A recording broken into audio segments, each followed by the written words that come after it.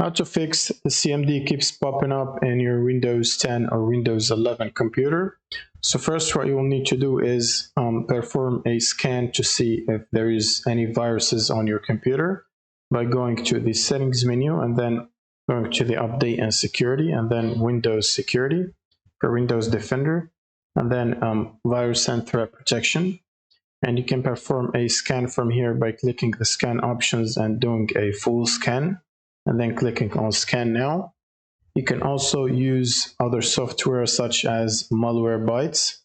So you basically open up your browser and look for malware bytes and then download it for free, and it will basically allow you to perform a full scan on your computer and help you remove any viruses if there is any.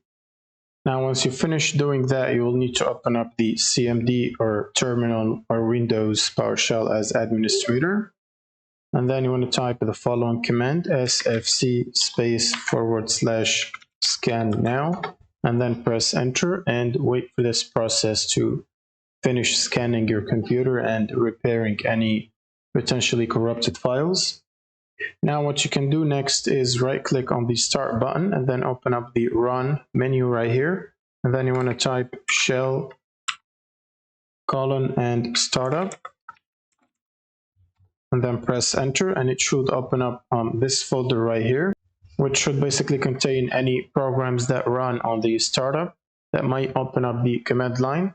If you find anything that you don't recognize here or related to CMD, you can remove it by clicking on it and then pressing the delete button on your keyboard. You can also right click and open up the task manager and then go to startup section or startup tab and go through this list and disable any application that you don't recognize that it might be opening up the CMD and closing it.